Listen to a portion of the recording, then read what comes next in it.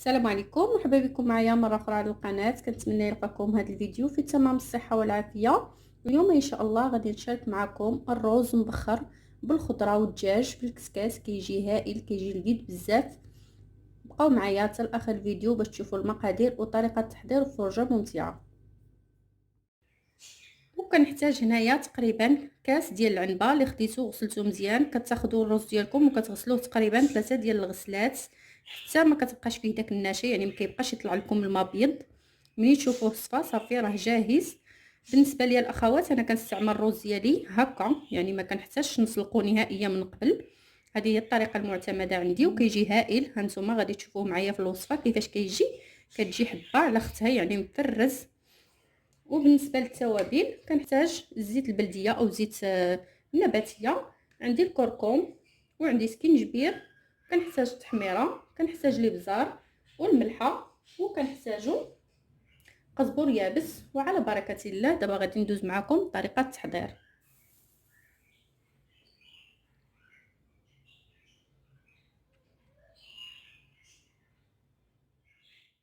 وكناخذ هنايا اناء اللي غادي نخدم فيه. اول حاجه كنديرها كناخذ وكنوضع الشرموله ديالي باش غادي نشرمل الدجاج.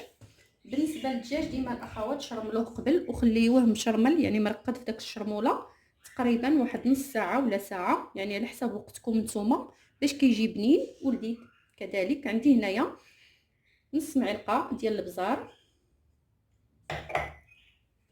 وكنحتاج تحميره او بابريكا. هانتوما كما كتلاحظوا معايا معلقه ما عمراش. غادي نحتاج سكينجبير، كندير معلقه صغيره عامره مزيان. وكندير الكركم كما كتلاحظوا معايا. وغادي ندير القزبر يابس. هاد القزبره البنات راه كيجي بهذا الطبق هذا لذيذ بزاف، كيجي هائل. الملحه كديروا على حسب الذوق ديالكم هانتوما. كنضيف تقريبا 2 معالق كبار ديال الزيت النباتيه. ديروا زيت نباتيه، الزيت البلديه عفوا، الا ما متوفراش عندكم ديروا الزيت النباتيه. وكنضيف هنايا الثومه، نص الكميه ديال الثومه. الكميه اللي غادي تبقى ليا غادي نضيفها من بعد في الشرموله اللي غادي تشيط ليا من بعد ما نتبل الدجاج باش كنشرملو فيها الخضر ديالنا. غنضيف هنايا الربيع صافي. كما كتشاهدوا معايا غادي نخلط مزيان هاد الشرموله هادي حتى كتنسجم مع بعضياتها هانتوما كما كتلاحظوا. ودابا غادي ناخذ الدجاج ديالي وغادي نتبلو مزيان هانتوما كما كتشوفوا. بالنسبه للدجاج ديالي كنوضع فيه هاد، كنحاولوا نفلحوه بالموس باش كتدخل فيه الشرموله وكيجي لذيذ. ومن الاحسن تشرملوه كما قلت لكم من قبل، يعني تخليوه تقريبا ساعه ولا ساعه ونص، يعني على حسب وقتكم نتوما باش كيتشرب داك التتبيله وكيجي لذيذ. صافي انا غادي نخليه تقريبا ساعه، يعني غادي نحضر هاد العناصر هادي وغادي نخليه يتشرب داك الشرموله ديالو مزيان صافي. وكنرجعوه هنايا في اناء، كنستمر بنفس الطريقه حتى كنشرمل الدجاج ديالي كامل. طبق هائل ساهل، المكونات ديالو بسيطه وكيجي لذيذ وصحي في نفس الوقت. كنتمنى ان شاء الله تجربوه تردوا عليا كما العاده. غادي نستمر بحال هكايا حتى نشرمل الدجاج ديالي. دابا من بعد ما شرملته غادي نغطيه بواحد البلاستيكه وغادي نوضعوه على جنب وغادي نخليه تقريبا ساعه كامله عاد نرجع نكمل تحضير ديال الوصفه ديالي.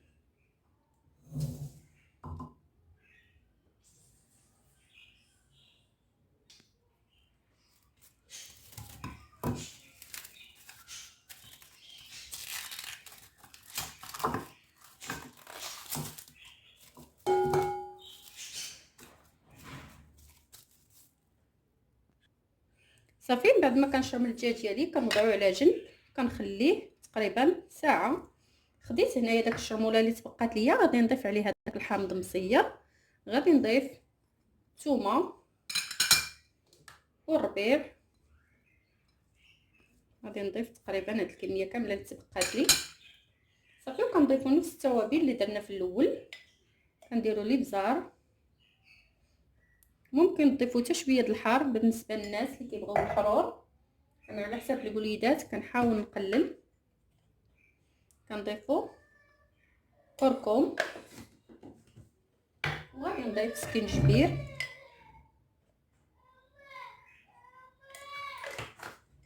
كنضيف بابريكا والتحميره. هانتوما كما كتشاهدوا معايا. بالنسبه لهاد الشرموله هادي غادي نحاول نطلقها بشويه ديال الماء الاخوات،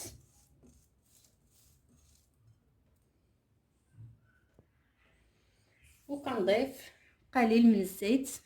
هاد المرحله هادي غادي نضيفو غير كميه قليله، تقريبا غير معلقه، باش تطلق لنا الشرموله ديالنا.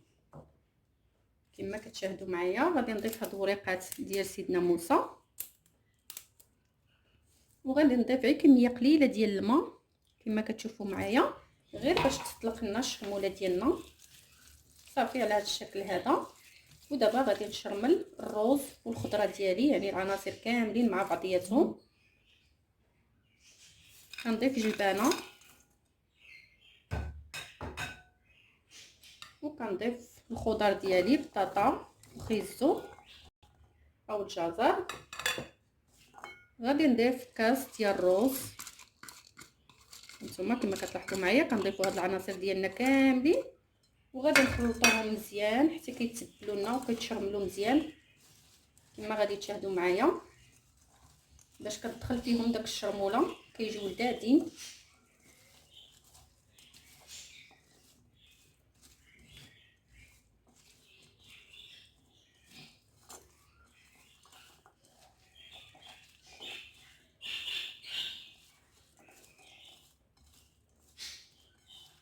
غادي نخدم يدي بجوج باش الشرموله توصل ليا العناصر كاملين وتشرملوا.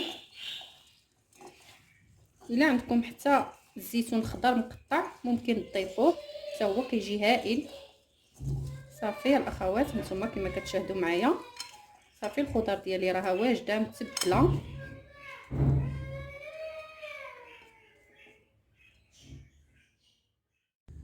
وكناخذ هنايا كسكاس ديالي كنوضع فيه الدجاج هو الاول. ديما الدجاج ديروه في القاع يعني باش كيوصلوا الطياب.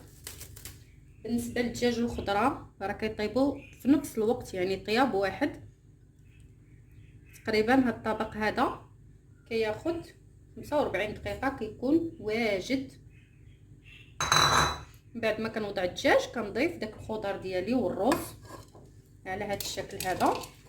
بالنسبه للاخوات الا بغيتو ديروا حتى طرافي الدجاج عوض ما ديروا الدجاج صحيح، يعني كتشرملوه هو والخضره وكتوضعوه دقه وحده حتى هو داك الدجاج مربعات مقطع طريفات او دانت اللي كيكون متوفر كنديرو. في بعض الحالات كندير داك الطريقه هذيك صافي. دابا كما كتلاحظوا معايا غادي نغطي على هاد الخضره هذه مزيان بواحد الورق ديال المطبخ باش كيحافظ لنا على داك البخار وكيطيب لنا. هانتوما كما كتشوفوا معايا وضعت الدجاج ديالي لتحت كنوضع عليه الخضره. ودابا غادي نغطي عليه بهاد ورق المطبخ، يعني كتغطيوه مزيان على هاد الشكل هذا باش داك البخار هو اللي كيطيب لنا هاد الرز وهاد الخضر هادو على هاد الشكل هذا. دابا غادي نغطي الكسكاس ديالي بواحد القفاله اللي ما تخليش البخار يخرج.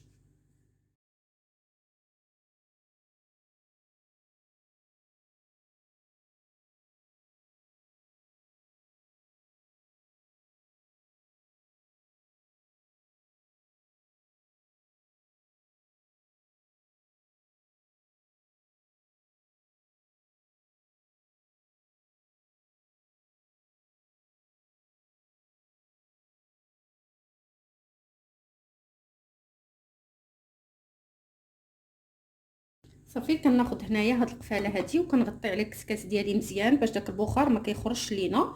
فهاد الاثناء هادي راه البرمه ديالي يعني وضعت فيها الماء تغلى حتى كيغلي، عاد كنوضعوا الكسكاس ديالنا ومن بعد ما يوجد ان شاء الله نرجع معكم باش تشوفوا معايا في الطبق التقديم وتشوفوا معايا الشكل النهائي ديال هاد الوصفه كيفاش كتجي. هانتوما خوتي كما كتشوفوا معايا الوصفه ديالنا هي وجدات، غادي نقلبها معكم هنايا الطبسيل اللي غادي نقدموا فيه. هانتوما باش تشوفوا معايا كيجي هائل، غير صدقوني. هانتوما الاخوات الرز ديالنا كيجي طايب كما كتلاحظوا معايا، ما كيتعجنش نهائيا وكيجي حبه على اختها. هانتوما خوتي كما كتشاهدوا معايا الصراحه واحد الريحه طالعه غزاله، كيجي شهوه منه.